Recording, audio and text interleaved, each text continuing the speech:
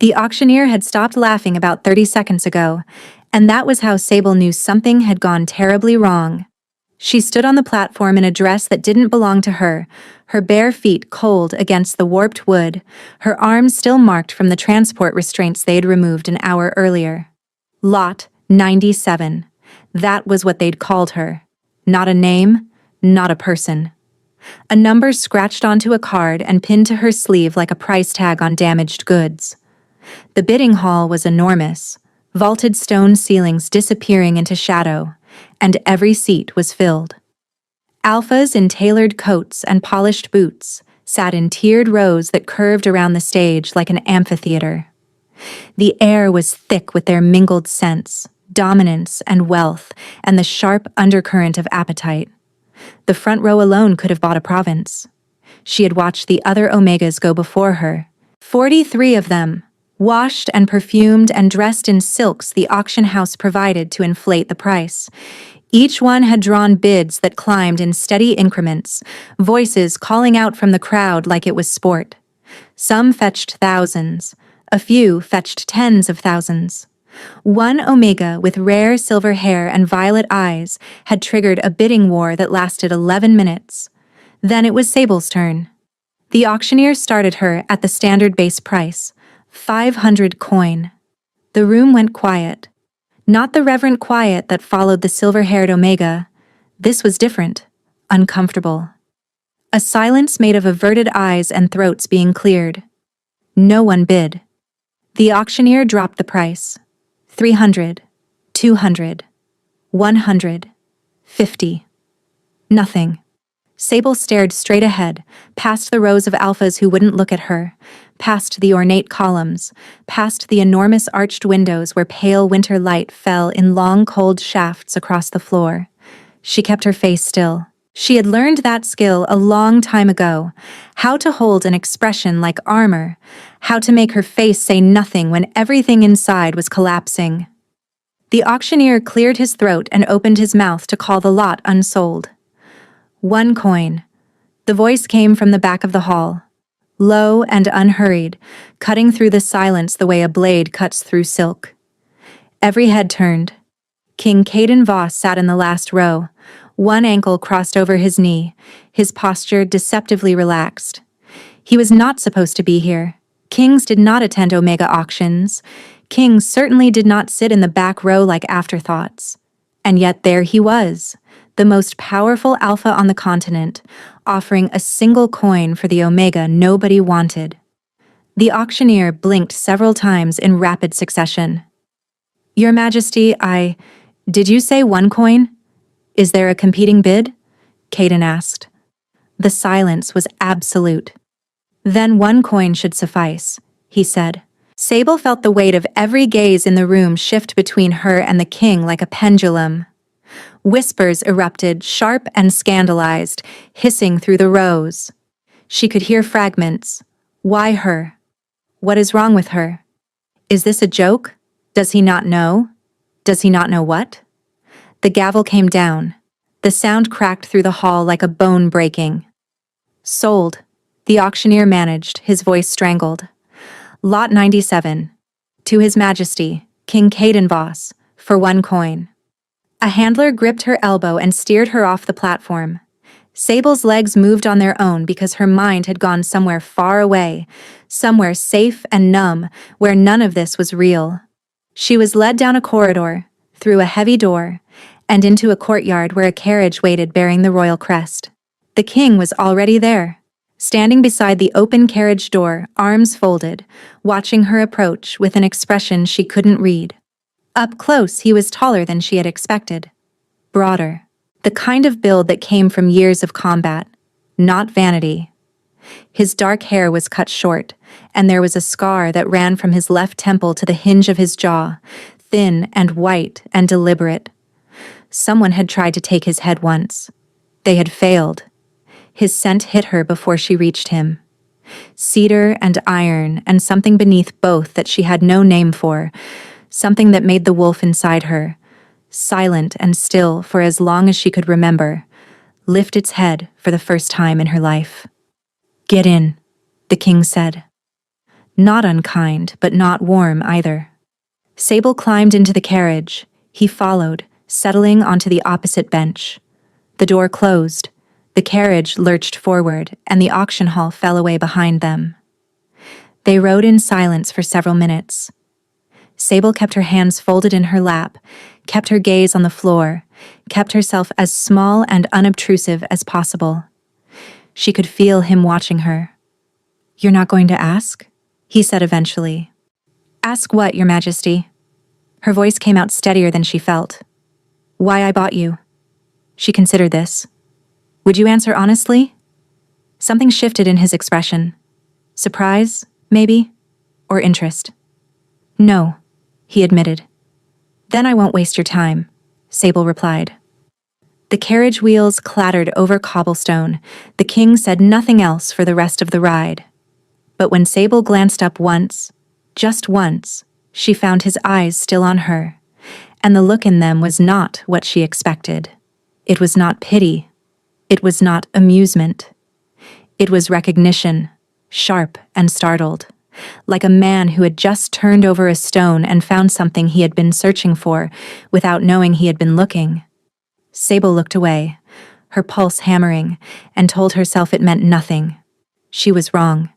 The palace was a fortress dressed in marble. Every corridor stretched longer than the last, every ceiling arched higher, every window framed a view designed to remind you how small you were. Sable followed 2 steps behind Mirette, the head of the king's household, who walked with the crisp efficiency of someone who had never wasted a second of her life. "You will be housed in the East Wing," Mirette said without looking back.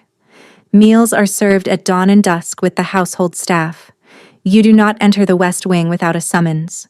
You do not address the king unless he speaks to you first. You do not leave the palace grounds." Sable absorbed each rule like a blow she had trained herself not to flinch from. "What will my duties be?" she asked. Mirette paused at a door and pushed it open. The room behind it was barely larger than a closet. A narrow bed, a washstand, a single window the size of a dinner plate. "No one has told me," Mirette said. "Which means the king has not decided yet. Or he has. And it is none of my concern." The door closed. Sable stood alone in the tiny room and breathed. She had spent her entire life being no one's concern. Raised in a commune of Omegas on the northern border, she had never known parents or pack. The commune was functional but loveless, a place where orphans were housed until they were old enough to be sold at auction. That was the system. Omegas without packs were property. Property got sold. She had always known her auction would go badly. The commune handlers had told her as much. Most Omegas carried a scent, something floral or sweet, or intoxicating to alphas. It was the primary measure of value. The stronger the scent, the higher the bid. Sable carried no scent at all. She had been tested at 12, again at 14, again at 16. Every result the same. Scentless. The handlers had called it a defect, and the word had settled into her bones like a splinter she could never quite dig out. A scentless Omega was worthless. No alpha would bond with what they could not smell. She was an invisible thing in a world built on instinct, and yet the king had bought her. For 1 coin. 3 days passed without explanation. No summons, no duties, no contact from anyone who mattered. She ate with the kitchen staff, who regarded her with polite bewilderment. She wandered the East Wing corridors during the hours she was permitted and read everything she could find in a small library tucked beside the servants' chapel. On the 4th morning, Corvus appeared. The king's shield, his personal guard and closest advisor. A beta with a face carved from granite and eyes that missed nothing. He materialized in her doorway without knocking. "Come with me," he said. He led her deep into the palace and stopped at double doors reinforced with iron bands. "The king's war room," he said. "He is in a strategy session with his generals. You will sit inside. You will not speak. You will not move. You will stay until I come for you." "Why?" Sable asked. Corvus looked at her for a long moment, his expression giving nothing away. Because the king has ordered it. The war room was cavernous, maps pinned to every wall, candles burning in iron sconces that threw unsteady light across the stone. 8 men in military dress surrounded a long table. At its head, leaning over a spread of territorial maps with both palms flat on the wood, stood King Caden Voss. He did not look up when she entered. Corvus guided her to a chair against the far wall, positioned behind the king and to his left. She sat. The wood was hard and cold beneath her. The generals resumed their low, urgent discussion, debating troop movements along the eastern border.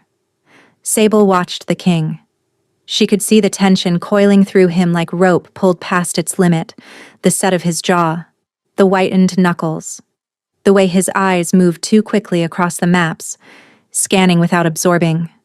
He was forcing himself to function, and the effort was visible. 20 minutes passed, then 30. At the 40-minute mark, something changed. The rigid line of his shoulders softened by a fraction. His hands relaxed against the table. His breathing deepened. He blinked once, slowly. His chin dipped toward his chest, then caught. He straightened, pressed his fingers to his temple, and refocused. 5 minutes later, it happened again. This time, he did not catch himself. King Caden Voss, conqueror of the Ashen March, the alpha who had held the eastern border through 3 wars, sank into his chair and fell asleep at his own war table in front of 8 of his most senior generals. The room froze. 8 battle-hardened men stared at their sleeping king with identical expressions of stunned disbelief. One general reached toward the king's shoulder, and Corvus materialized behind him so fast the man flinched backward. "Do not touch him," Corvus hissed, barely audible. The generals were ushered out in absolute silence. The doors closed without a sound. And then it was just Sable, the shield, and the sleeping king. Corvus turned to her. His stone face had cracked, just slightly, and what she saw beneath it was not anger. It was not suspicion. It was desperate, staggering hope. "What did you do?" he whispered. "Nothing," Sable said, her own voice unsteady. "I just sat here." Corvus stared at her for a long time. Then he looked at the king, whose breathing had deepened into something slow and heavy and peaceful. The kind of sleep that looked like surrender. "He has not slept in 9 months," Corvus said, his voice barely a thread. "Not once. Not for a single minute." The words landed on Sable like stones dropped from a height. She opened her mouth, but before she could speak, the king stirred. His eyes opened, unfocused and disoriented, and for one unguarded moment he looked like someone who had forgotten where he was. Then his gaze found Sable, and something raw and unshielded passed across his face, before vanishing behind iron control. He stood abruptly. "Clear the room." "It is already cleared, sire," Corvus said. The king glanced at Sable one more time, his expression locked down, giving nothing away. "Bring her to my study tonight," he told Corvus quietly. "After the household retires." He left without another word. The heavy door slammed behind him, and the sound echoed through the empty chamber like a verdict. Sable sat in the cold chair, her heart slamming against her ribs, and looked at Corvus. "Is he angry?" "I do not know," the shield admitted. And in a moment she had not seen before, something behind Corvus's composure cracked wide open, and what lived there was not confidence, but fear. "But whatever happens tonight, do not tell anyone what you just saw." He walked her back to her room in silence. At the door, he paused. "Tonight," he said. "Be ready." The door closed, and Sable pressed her back against it, her pulse roaring in her ears. She had no scent, no value, no purpose anyone had ever been able to name, and the most dangerous alpha alive had just fallen asleep in her presence like a child laying down its head. She had no idea what it meant, but the desperate hope cracking through Corvus's iron face told her everything she needed to know about how much it mattered. The king's study was not what she had pictured. Bookshelves lined 2 walls, stuffed past capacity. A massive desk dominated the center, buried under correspondence and half-eaten meals no one had cleared. A fire burned in the hearth, casting warm, restless light. Sable stood 3 steps inside the door and tried to steady her breathing. Caden sat behind the desk, reading. He did not look up when Corvus escorted her in. The shield placed a chair near the hearth and gestured for her to sit. Then he positioned himself by the door, arms folded, watching. Minutes crawled past. Fire crackled. Pages turned. "You have no scent," the king said. Sable flinched. His voice came flat, observational, like he was reading from a report. "No, Your Majesty. The auction records list you as defective." The word landed exactly where it always did, in the soft place between her ribs where she kept the things that hurt most. "Yes, Your Majesty. And yet you walked into my war room this afternoon and I fell asleep for the first time in 9 months." A pause. "That is not what defective people do." She had no answer. Her hands were trembling, and she pressed them together hard enough to whiten the knuckles. Caden set his pen down, stood, and crossed to the hearth. He leaned against the mantel close enough that she could feel the heat of him competing with the fire. "I am going to tell you something," he said. "And then you are going to tell me if you can help." She lifted her eyes to his face. Firelight carved deep shadows beneath his cheekbones. He looked exhausted beyond the physical, hollowed out in a way that had no name. 9 months ago, I led a siege on the Thornwall Fortress. A warlord named Draven held it with 3,000 men who had been raiding our southern villages for 2 years. I offered terms. He burned my messenger alive and sent the ashes back in a box. His voice did not waver. He spoke about it the way someone describes weather. The siege lasted 6 weeks. When the wall fell, I lost 400 soldiers in the first hour. His fingers curled against his palms. There was a healer inside the fortress, a woman named Isla. She had nothing to do with the war. She stayed to treat the wounded on both sides. When the wall broke, she came out carrying a white banner. He stopped. The fire popped. I saw her. I was too far away. The rest hung between them like smoke. After the fortress fell, Draven's mother cursed me. Old power, the kind that runs through blood and bone. She said the dead would find me every time I closed my eyes, and they would keep me company until I joined them. His eyes met hers, and Sable recognized what lived in them with terrible clarity because she had seen it in her own reflection 1,000 times. Shame. The specific shame of someone who believes they deserve exactly what is happening to them. Every time I close my eyes, I am there. The dead are waiting. They stand and look at me, and I feel every single one of them. Every life I failed to save, every decision I made too slowly. He exhaled, long and controlled. Nothing works. Sedatives, enchantments, bonding rituals. My body is failing. Corvus believes I have 4 months before the damage becomes irreversible. The ground shifted beneath Sable's understanding of everything. The auction, the single coin, the war room. He had not bought her on a whim. He had been desperately searching for anything that could make him sleep. And somehow, the scentless Omega nobody wanted had done in 40 minutes what nothing else managed in 9 months. "I do not know why it works," she said honestly. "Neither do I," he replied. "But right now, that is enough." "Here is the arrangement," he said, straightening. "Each night, you will be escorted to quarters adjoining mine. You will sleep in a separate room with a door between us. If it continues to work, you stay. If it stops, you are free to go." His tone was clinical, but Sable could hear what lived beneath it, the thing he would never say out loud. "Please." "And if the court asks why I am here?" she said. "Let them ask." He crossed back to his desk. The audience was over. Corvus walked her through a narrow passage into a room connected to the king's chambers by a single door. Modest but clean, with a proper bed, thick blankets, and a window overlooking the eastern gardens. "This is yours," Corvus said. Sable ran her hand across the coverlet. An absurd, dangerous urge to cry rose in her throat so fast it nearly choked her. The bed was the softest thing she had ever touched. "Corvus," she said as he turned to leave, "the healer who died. He blames himself." "Of course he does. And you brought me here hoping I could fix it." The shield's expression fractured. What she saw behind it was the raw, exhausted terror of someone watching the person they had sworn to protect slowly die. "I brought you here hoping you could keep him alive long enough for us to find someone who can." The door closed. Sable sat on the edge of the bed and covered her eyes with both hands.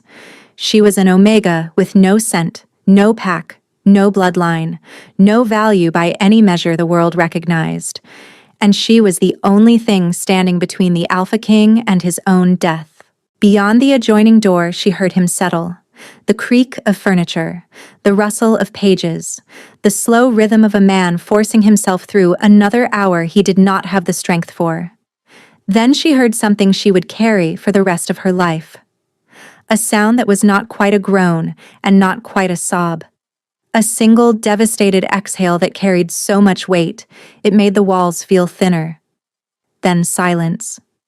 Sable pressed her hand flat against the door between them and whispered, "I do not know how to help you, but I am here."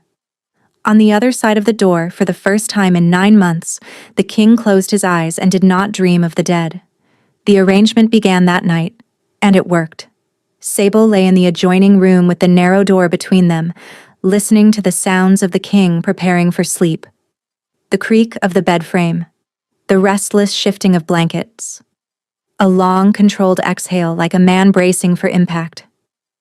Then silence. She waited for the sound she had been warned about. Corvus had pulled her aside before leaving and told her in clipped, careful sentences what usually happened. The thrashing, the strangled shouts, the way the king would claw at the sheets as though something beneath the surface was dragging him under. On the worst nights, he broke furniture. On the very worst, he broke himself. None of that happened. The silence held, deep and unbroken, and after an hour, Sable realized she was hearing something she had never heard before, in the presence of another person. Stillness. Not the rigid, held-breath stillness of someone pretending, but the genuine, soft-edged quiet of a body at rest. The king was sleeping. Truly sleeping. And whatever nightmares waited behind his eyelids, they had not come. By morning, word had spread through the palace with breathtaking speed. Nobody told Sable directly, but she could feel it in the way the kitchen staff looked at her over breakfast.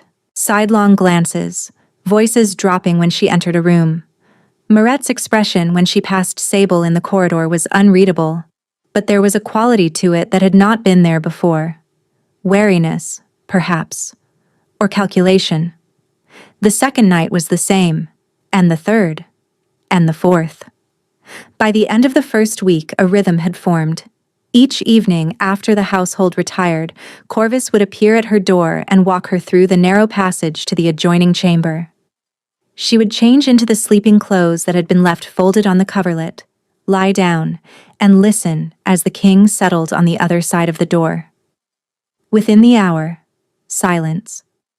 By morning, Corvus would be waiting to escort her back before the rest of the palace woke. They did not speak.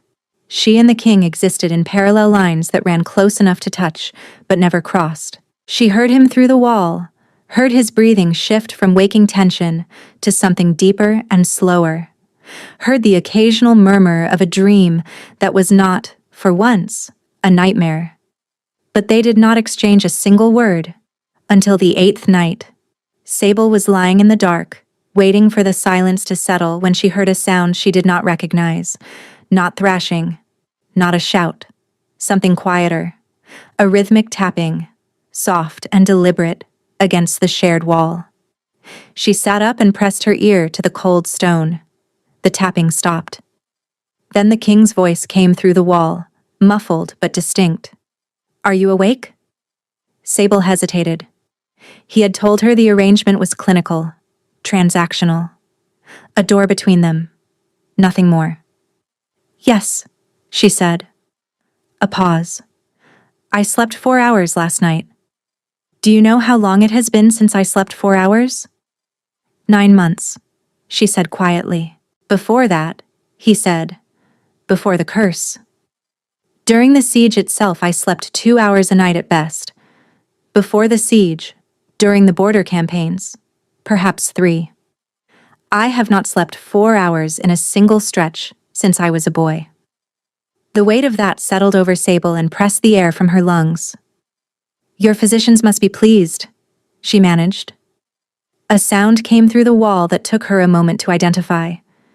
It was laughter. Not much of it. Low and rough and clearly unpracticed, like a rusted hinge being forced open after years of neglect. But it was laughter, and it changed something in the air between them that she could not name. Corvus has been insufferable, the king said.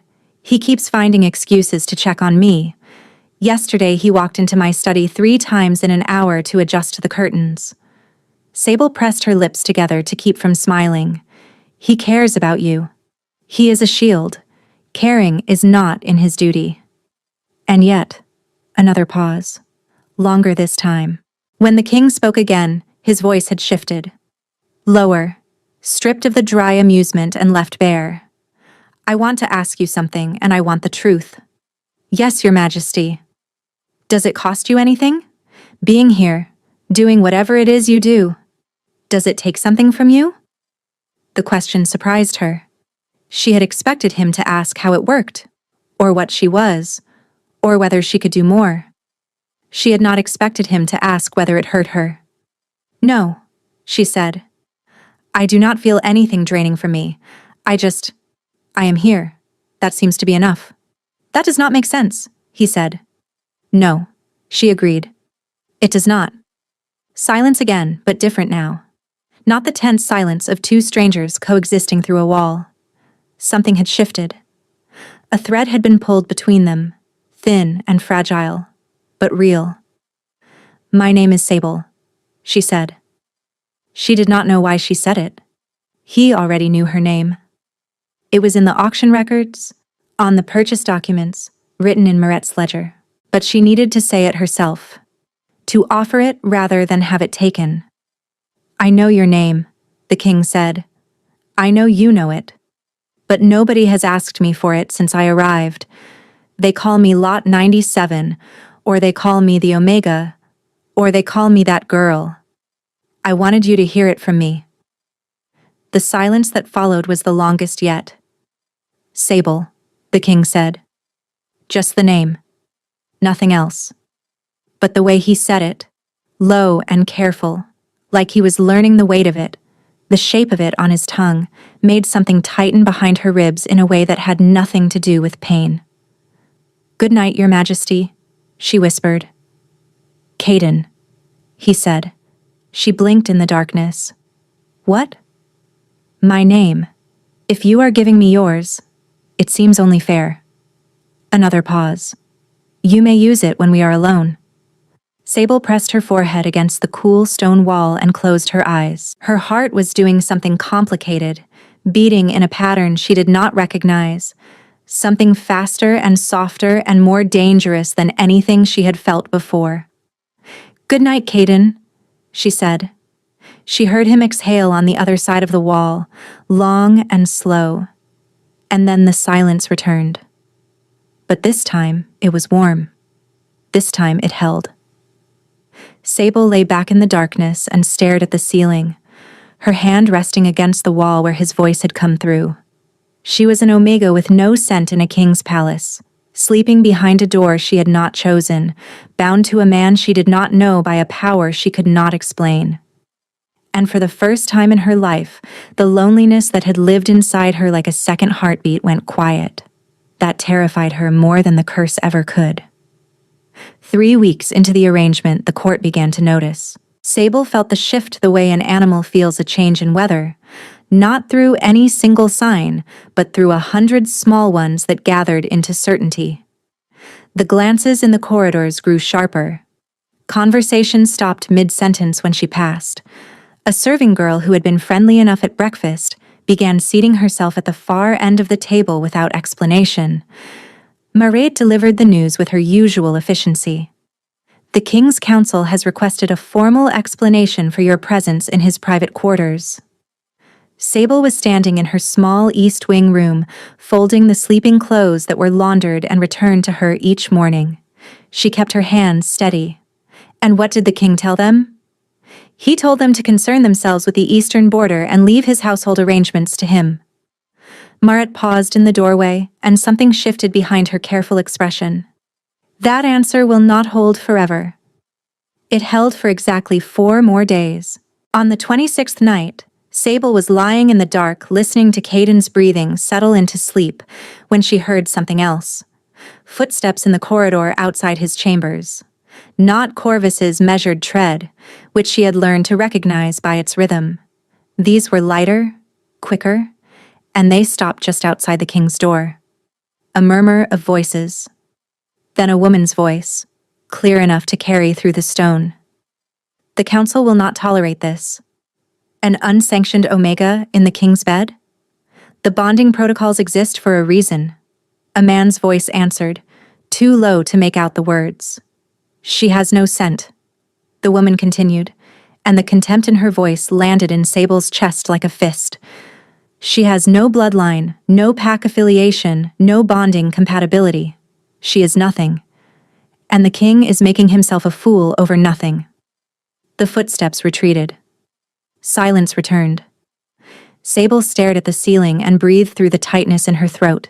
She had heard variations of those words her entire life. They should not have heard any more. They did. Through the wall, the king's breathing had changed. He was awake. You heard that? He said. Not a question. Yes. A long silence. The woman's name is Vera Marath. She sits on the bonding council. She has been trying to arrange a political match for me since I took the throne. She is not wrong, Sable said quietly. About what I am. She is entirely wrong, Caden said, and something in his voice was different. Not the dry, controlled tone she had grown accustomed to. Something hotter, rayer. She looks at you and sees an empty column on a registry. No scent, no pack, no value. She does not see that I have slept more in the last 3 weeks than I have in the past year. She does not see that the tremor in my hands has stopped, that I can read a full report without losing my place, that I held a 6-hour strategy session yesterday without my vision going dark. The words kept coming, and each one landed on Sable like a hand pressed against a wound she had stopped believing could be healed. You are not nothing, the king said, and anyone who says otherwise will answer to me. Sable laid her palm against the wall and said nothing because her throat had closed entirely. They lay in silence after that. But before Sable drifted off, she heard Caden murmur something she was not sure she was meant to hear. I should have paid more than 1 coin. She fell asleep with her hand still against the wall, and in the morning the stone beneath her fingers was warm. The confrontation with the council came 2 days later.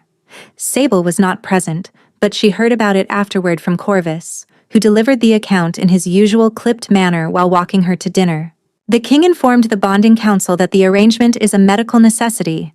He presented the physician's reports documenting his sleep improvement. He told Vera Marath that if she brought the matter before the full court, he would consider it a personal challenge to his authority. How did she respond? She smiled, Corvus said. That is worse than if she had argued. Sable stopped walking. What does that mean? It means she has another strategy, Corvus said, and the flatness of his tone did not quite conceal the worry beneath it. Vera Marath does not lose gracefully. She repositions. Whatever she does next will be quieter and considerably more dangerous.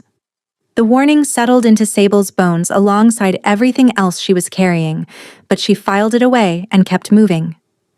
There was nothing she could do about Vera Marath tonight. There was only the next night, and the next, and the narrow door, and the king's breathing on the other side of the wall. That night, the king did something he had never done before. He asked Sable to stay in his study while he worked, rather than going directly to the adjoining room. He did not explain. He simply gestured to the chair by the hearth when Corvus brought her in, and she sat, and he wrote, and neither of them spoke for 2 hours. It was the most peaceful 2 hours Sable had experienced since arriving at the palace. At some point she must have dozed, because she woke to find a blanket draped over her shoulders that had not been there before. The fire had been stoked. The candles had been repositioned so the light did not fall on her face. The king was still at his desk, writing. But his pen had stopped, and he was looking at her with an expression she had never seen on his face before. Not the locked-down control, not the clinical distance. Something unguarded, something almost tender. Gone so fast she would have missed it if she had blinked. He looked away the instant he realized she was awake. "You should go to bed," he said. His voice was rough. Sable stood, pulling the blanket around her shoulders without thinking, and walked toward the adjoining door. She paused with her hand on the latch. "Caden." He did not look up. "Yes. Thank you for the blanket." It was cold in the room. "It was not cold," she said softly. His pen stopped. The silence between them was so charged she could feel it against her skin. Electric and fragile, like the air before a storm. She went through the door and closed it behind her, leaning against it, pressing both hands flat against the wood. Her heart was hammering. Not from fear, from the realization that somewhere in the last 3 weeks, behind a door she had not chosen, and through a wall she had never asked to share, she had begun to feel something for the king that had nothing to do with curses or arrangements or survival. And on the other side of that door she heard his pen hit the desk. He did not pick it up again for a very long time. The first nightmare in 29 days came without warning. Sable woke to a sound that turned her blood to ice. Not a shout. Worse. A low, guttural keening, the kind of sound a wounded animal makes when it has stopped trying to escape and is simply enduring. It came through the wall like something clawing through stone. She was on her feet before she was fully conscious, her hand on the adjoining door. Every instinct screaming at her to open it. But Corvus had been explicit. The door stays closed. If the king wakes in a state, he is dangerous. He is an alpha in the grip of a curse, and his wolf does not distinguish friend from threat. The sound came again, and this time it resolved into words. "Isla. The banner. She is carrying the banner." Sable's hand tightened on the latch until her knuckles ached. She pressed her forehead against the door and spoke, not loudly, but with every ounce of steadiness she could summon. "Caden, you are in the palace. You are in your chambers. The siege is over." The keening broke into ragged breathing. A crash. Furniture hitting stone. Then his voice, wrecked and barely recognizable. "I can see them. They are standing at the wall. All of them. They are looking at me." "Listen to my voice," Sable said, her own hands shaking now. "The wall is gone. The fortress is gone. You are here. You are safe." "I am not," he said. "I have never been safe. That is the point. That is what she wanted me to understand." The anguish in his voice split something open inside Sable's chest. She could feel the curse through the door like heat through metal, a wrongness that pressed against her awareness, heavy and dark and deliberate. It was not mindless. It was not random. It was designed to make him suffer, to keep him locked in the worst moment of his life until the weight of it crushed him. And it was angry. She could sense that too. A cold, patient intelligence behind the darkness that did not want him healed. It wanted him destroyed. "The healer," he whispered. She was carrying a white banner. My men. They could not see it. The blood, and the smoke, and the fury. She walked into it carrying a white banner, and I was too far away. And I watched her fall. I watched her fall, and I could not. I was not fast enough.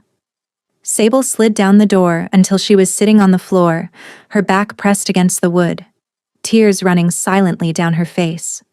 She could not fix this. She could not reach through the curse and pull him out. She could not undo the death of a healer she had never known, or absolve a king of guilt he would carry until it killed him.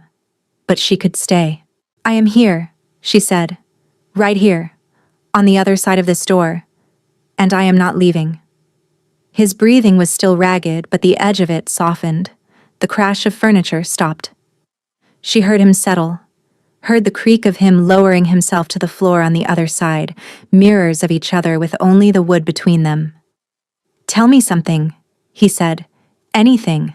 Something that has nothing to do with sieges or curses or dead women carrying banners." Sable closed her eyes and searched for something small and ordinary and true. "When I was 11, the commune had a kitchen cat, a massive orange tabby named Biscuit who stole bread rolls off the cooling racks. The head cook despised him. She chased him with a broom every single morning and swore she would throw him out. But every night I would find her in the kitchen after hours, feeding him scraps of roast meat from her own plate and talking to him about her day." Silence. Then, impossibly, a breath that sounded like it wanted to be a laugh, but had forgotten how. "Biscuit," the king repeated. "He lived to be 19 years old, and when he finally died, the head cook did not speak for 3 days. She set his bowl by the fire every evening for a month afterward, and none of us had the heart to move it." Another almost laugh. Quieter. The ragged edge of his breathing was smoothing out, the panic receding like a tide pulling back from shore. "Sable. Yes. This arrangement. It is not. It cannot be." He stopped, started again, and his voice was stripped down to something she had never heard from him. Not the king, not the conqueror.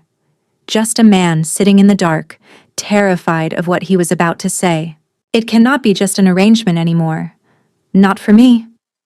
The words hit her like sunlight through a crack in a wall, blinding and warm and agonizing all at once because she felt the same thing, had been feeling it for days, and the joy of hearing it said aloud was inseparable from the terror of what it meant. "Caden," she started. "No," he said, and his voice hardened so fast it was like watching a door slam. "Forget I said that. It was the nightmare. I was not thinking clearly." "That is not true." "It does not matter whether it is true. It matters that I am a cursed king who bought you at auction for 1 coin, and you did not choose to be here, and I will not be another cage you were placed inside without your consent. You have spent your entire life being told what you are and where you belong. I will not add my name to that list." The words were precise and brutal and aimed entirely at himself. And they were, Sable realized with a clarity that cut like glass, the most loving thing anyone had ever said to her. He was not rejecting her. He was refusing to trap her. "You should request reassignment to the East Wing," he continued, his voice hardening with every word as though he were building a wall in real time. "Corvus will ensure the transition is handled quietly. The arrangement has served its purpose, and I have no right to ask more of you than you were brought here to give." Sable sat on the floor with her back against the door and felt the thread between them, the one that had been growing stronger every night, every word through the wall, every careful silence, pull taut and begin to fray. "Is that what you want?" she asked. The silence that followed was the loudest thing she had ever heard. "What I want," the king said, his voice barely audible, "has never been the point." He did not speak again. After an hour, his breathing deepened into sleep, but it was fitful, restless, nothing like the deep stillness of the weeks before. Sable sat against the door until dawn, her tears drying on her face, her hand pressed flat against the wood. He was sending her away? Not because he wanted to, because he believed she deserved better than a man who had bought her like livestock and could not close his eyes without seeing the dead. And the worst part, the part that sat in her chest like a stone she could not swallow, was that he was wrong.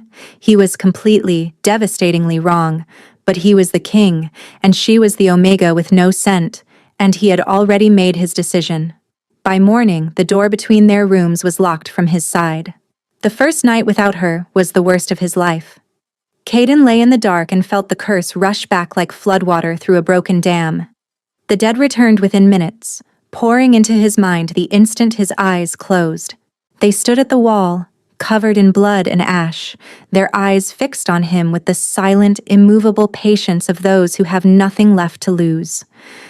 Isla was in the center, the white banner still clutched in her hands, her mouth open in a call for mercy that would never arrive. He lasted 2 hours before the seizure hit, his body locked rigid, every muscle from his jaw to his ankles contracting at once. Corvus found him on the floor, shaking, his hands clenched so tight the knuckles had gone white. "This is madness," Corvus said, kneeling beside him. "Bring her back." "No." The word came out broken, torn from between clenched teeth. "You will die." "Then I will die without taking her down with me." Corvus stood over him, and in all their years together, the shield's composure did not crack. It shattered. "You are not protecting her. You are punishing yourself because you believe you do not deserve what she gives you. And you are killing yourself in the process." The king said nothing. There was nothing to say that Corvus had not already named. Sable was returned to her closet room in the east wing before breakfast. Maret handled the transition with efficient silence, collecting the sleeping clothes, the soap, the small comforts that had accumulated over the weeks. She did not ask questions. She did not meet Sable's eyes. The first day was numb. The second was worse. By the third, Sable could feel something inside her that she had not known existed beginning to fracture. The wolf that had stirred when she first caught the king's scent, the one that had been slowly waking over the weeks of proximity, was howling in her chest with a grief so sharp it stole her breath. She could not eat. The kitchen staff noticed but said nothing. She could not sleep. Every time she closed her eyes, she reached for the wall that was no longer there, listening for breathing that had gone silent. On the fourth day, Corvus found her in the library. He did not sit down. "He is dying," the shield said flatly. "The seizures have returned. He has not slept since you were removed. The physicians have doubled the sedatives. They do nothing." Sable looked up from the book she had not been reading. "He told me to leave." "He told you to leave because he is a stubborn, guilt-ridden fool who believes his suffering is justified. That does not make him right." "He is the king. I cannot go where I am not wanted." Corvus's jaw tightened. "You know that is not the problem. He wants you there more than he wants to breathe. That is precisely why he sent you away." The words hung in the air between them. Sable closed the book and stared at the shelf in front of her until the titles blurred. "What do you want me to do, Corvus? Walk into the king's chambers uninvited and tell him his noble sacrifice is killing him?" "Yes," Corvus said. "That is exactly what I want you to do." She looked at him. The shield's expression was locked down as always, but his eyes were red-rimmed, and there were shadows beneath them that had not been there a week ago. He was not sleeping either. He was standing watch over a man who was grinding himself to dust, and every hour brought them both closer to an edge they could not come back from. "He locked the door," she said. "I have keys to every door in this palace." "He ordered me reassigned." "He orders things he does not mean when he is afraid. I have watched him do it for 15 years. He ordered a retreat at the Battle of Kelmarsh that would have lost us the entire Eastern Front. I ignored that order, and we held the line. He was furious for a week, and grateful for the rest of his life." Sable stood. Her body felt brittle, hollowed out, running on something that was not quite strength, and not quite desperation, but lived in the space between. "If I go to him and he sends me away again," she said, "I will not survive it a second time." Corvus held her gaze, and for a single moment, the stone crumbled entirely. "If you do not go to him," he said quietly, "none of us will survive it at all." He held out a key. Iron, heavy, old enough that the teeth had been worn smooth with use. The key to the adjoining door. Sable took it.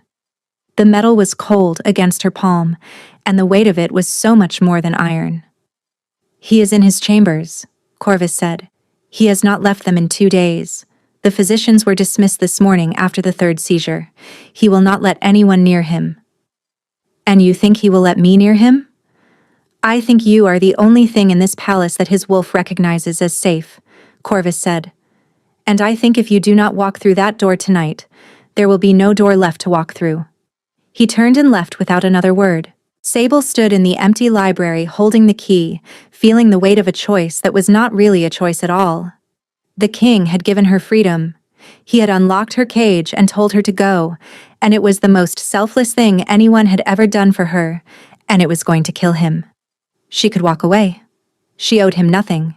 He had bought her for 1 coin and kept her behind a door, and never once asked her what she wanted. But that was not true either, and she knew it. He had asked. Through the wall, in the dark, he had asked if it cost her anything. He had draped a blanket over her shoulders. He had said her name like it was something worth learning. He had told the most powerful woman on the bonding council that Sable was not nothing and meant every syllable.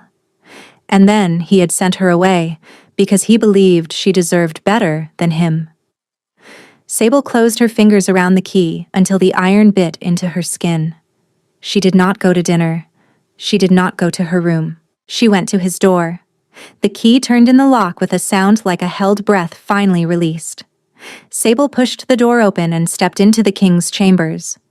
The room was dark except for the dying embers in the hearth, their faint orange glow casting long shadows across the walls.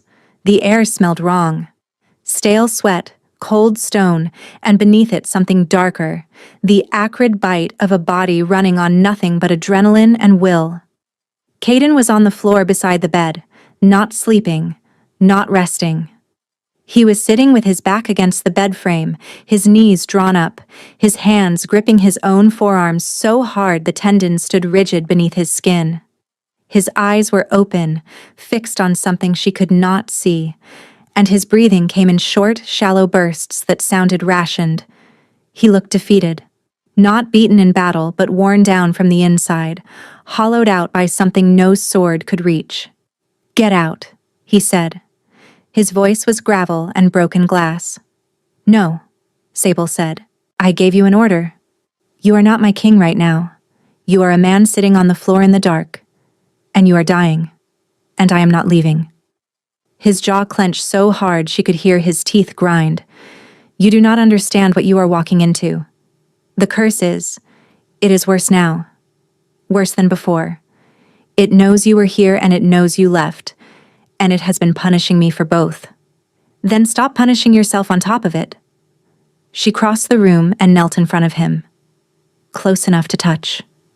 She did not touch him. Not yet. She could see the curse working in him now. Not as a metaphor, but as something almost physical. His pupils were dilated past what the darkness could explain, and there was a tremor running through his body in waves, like something beneath his skin was trying to shake itself loose. "The dead are here," he whispered. "In the room. Right now. Standing behind you." Sable did not turn around. She held his gaze and kept her voice steady. "Then let them watch." Something cracked in his expression. Not the iron control he wore like armor. Something deeper. Older. The wall he had built between himself and the possibility that he deserved anything other than suffering. "I killed her," he said. "Isla, the healer with the white banner. My war, my siege, my orders. She died because I brought violence to her doorstep and I was too slow to stop what followed." "You did not kill her," Sable said. "A war killed her. A warlord who burned messengers alive and held a fortress full of civilians killed her. You tried to save her, and you were not fast enough. And you have been carrying that failure like a death sentence ever since. It was my responsibility. Yes, and you failed. And a good woman died. And that is a grief you will carry for the rest of your life." She leaned closer, and her voice dropped to barely a whisper. "But grief is not the same as guilt, and guilt is not the same as deserving to die. Draven's mother cursed you because she wanted you to suffer, not because you earned it. She lost her son, and she wanted you to lose everything, and you have been helping her do it. Every night you refuse to sleep, every person you push away, every time you tell yourself you deserve this, you are finishing her work for her." The tremor in his body intensified. His breathing fractured. She watched the battle play out across his face, watched him fight against every word she had said, searching for reasons to reject it because accepting it would mean he had been destroying himself for nothing. "I cannot stop seeing them," he said, and his voice broke on the last word in a way that made Sable's chest seize.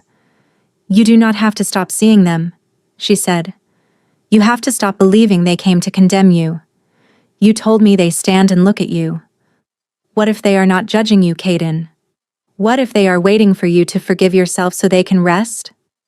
The silence that followed was unlike any silence she had experienced. It was not empty. It was full, packed tight with something enormous trying to move through a space too small to contain it. Then the king's hands released his forearms.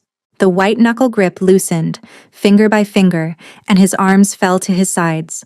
The tremor did not stop entirely, but it softened, downgrading from a quake to a shudder. "I do not know how to do that," he said. "I know," Sable said. "We will figure it out." She reached forward and took his hands. The contact was electric, not in the way the romance ballads described, but in the way a circuit closes. Something incomplete suddenly made whole. She felt it in her bones, in the place where her wolf had been stirring for weeks, in the silent, scentless core of herself that the world had called defective. She felt it snap into place like a key turning in a lock that had been waiting for exactly this shape. His fingers closed around hers, tight, desperate, like a drowning man finding something solid in a current that had been pulling him under for 9 months. "You came back," he said. "I was never going to stay away. I locked the door. Corvus has keys to every door in this palace." That sound again. The rough, unpracticed laugh that cracked through his defenses like nothing else could. It was wet this time, tangled up with something that was not quite a sob, and it was the most human sound she had ever heard from him. "I am going to sit here with you," Sable said, "and you are going to close your eyes. And if the dead come, I will be right here. They can look at both of us." He stared at her for a long moment. Then slowly, carefully, with the caution of someone who has forgotten what trust feels like, he leaned forward and rested his forehead against hers. The contact was featherlight. She could feel his breath against her lips, feel the exhaustion pouring off him in waves, feel the last of his resistance crumble into something that was not weakness, but surrender. "Both of us," he repeated. "Both of us." His eyes closed, his breathing slowed. The tremor faded, degree by degree, until his body was still. His hand stayed wrapped around hers, and in the fading glow of the embers, the most powerful alpha on the continent fell asleep on the floor of his own chambers, with his forehead pressed against the scentless Omega who had cost him 1 coin. The dead did not come. For the first time, they did not come at all. The court never got its explanation. Vera Morath brought her challenge before the full council 3 weeks later, demanding the king submit to the traditional bonding protocols and dismiss the unsanctioned Omega from his household. Caden listened to her argument from his throne with the kind of patient, rested composure that a man who sleeps 7 hours a night can afford, and then he declined. The word he used was no. Just the one word. No preamble, no justification, no debate. The council erupted. Vera Morath smiled her dangerous smile, and the king stood, offered his hand to the Omega seated in the chair beside his throne, a chair that had not existed before that morning and had been placed there on his personal instruction, and walked out. The physicians confirmed what Corvus had known for weeks. The curse was not broken. It was still there, coiled in the depths of the king's mind like a serpent waiting for an opening. But it could not reach him while she was near. Her presence, the scentless, unexplainable stillness of her, created a space the curse could not enter. The healers had theories, a rare nullifying gift, a latent bloodline power, a bond that preceded scent altogether, something older and deeper that the modern world had forgotten how to name. Sable did not care what they called it. She cared that he slept. She cared that the tremor in his hands was gone, and the shadows beneath his eyes were fading, and the dry, unpracticed laugh came a little easier each week. She cared that he said her name every morning like it was the first word he wanted to speak each day, and that he had stopped apologizing for the one coin, and that the door between their rooms stood open now, always open, because neither of them could bear to close it. On a cold evening in late winter, Sable stood at the window of the king's study watching snow fall over the eastern gardens. Caden was at his desk, not working, just watching her the way he sometimes did when he thought she was not paying attention. "Sable," he said. She turned. He was holding something in his hand. Small, round, catching the firelight. A coin. One coin, polished until it gleamed, threaded on a fine silver chain. "I have been thinking about what to pay you," he said, "and I have decided that the original price was exactly right. Because you were never something to be bought. You were something to be found." Sable crossed the room, took the chain from his hand, and fastened it around her neck. The coin rested against her collarbone, cool and light, the weight of nothing and everything at the same time. "Found," she repeated, and smiled. The king smiled back. Not the controlled, careful expression he showed the court. A real smile, wide and unguarded and slightly crooked on the left side, where the scar pulled at his jaw. Outside, the snow kept falling. Inside, the fire burned steady and warm. And the door between their rooms stayed open through the night, and the night after that, and every night that followed, because some doors, once opened, are never meant to close again.